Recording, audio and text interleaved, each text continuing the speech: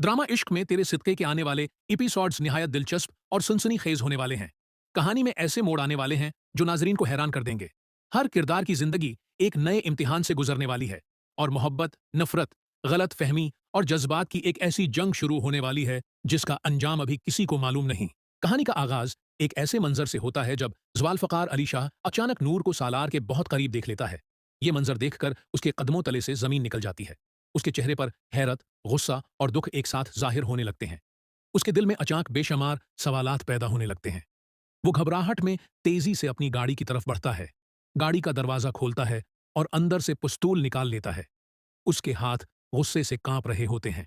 वो गुस्से से वापस आता है और सायदा सालार के सामने आकर उस पर बंदूक तान देता है। माहौल में अचानक खौफनाक खामोशी छा जाती है। सालार हैरान रह जाता है, जबकि नूर ये मंजर देखकर घबरा जाती है।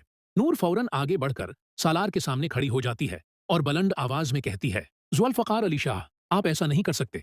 आप सालार को नुकसान नहीं पहुंचा सकते। ज़ुल्फ़िकार अली शाह की आंखों में गुस्से की चिंगारियां भड़क रही होती हैं। वो घूर कर नूर की तरफ देखता है और सख्त लहजे में कहता है, नूर, मुझे सच बताओ, क्या वही सच है जो सालार ने मुझे फोन पर बताया था? क्या वाकई तुम आज भी उससे मोहब्बत करती हो? ये अल्फाज सुनकर नूर के चेहरे का रंग उड़ जाता है। वो हैरत से सालार की तरफ देखती है, क्योंकि उसे समझ नहीं आता कि सालार ने ज़ुल्फ़िकार से किया कहा है। सालार फौरन बातों को संभालने की कोशिश करता है। वो ज़ुल्फ़िकार को समझाने के अंदाज में कहता है, ज़ुल्फ़िकार, हम बैठकर भी तो बात कर सकते हैं।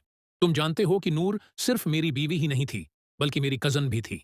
वो बचपन से मुझे पसंद करती थी।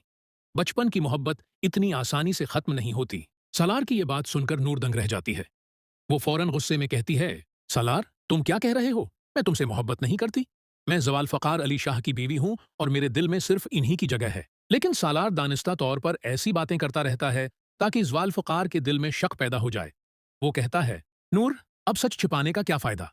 ज़ुल्फ़िकार को सब कुछ मालूम हो चुका है। ये सुनकर ज़ुल्फ़िकार के दिल में शक और गुस्सा मजीद बढ़ जाता है। उसकी आंखों में दुख साफ नजर आने लगता है।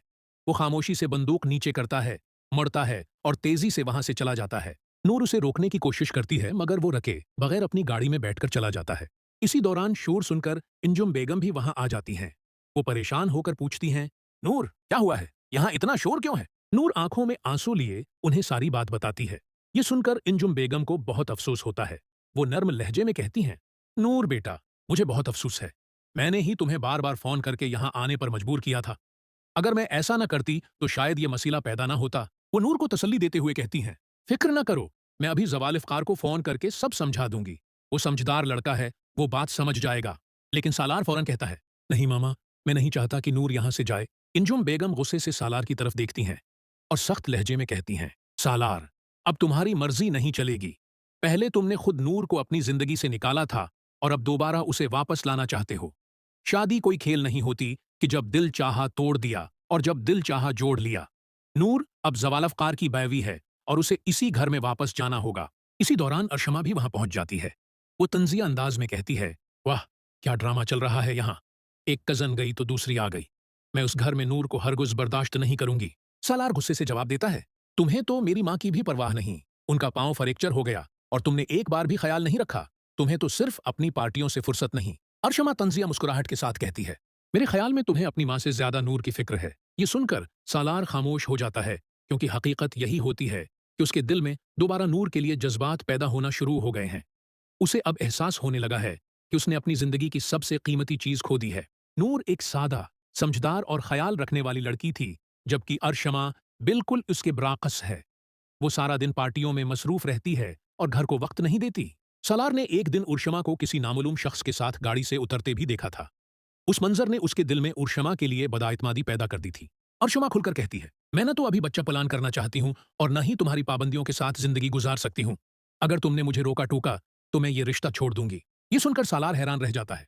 वो कहता है, अर्शमा, तुम ऐसी बातें कैसे कर सकती हो? अर्शमा जवाब देती है, मैं वही अर्शमा हूँ जिसकी बोल्ड, ड्रेसिंग और आजाद जिंदगी तुम्हें पसंद थी।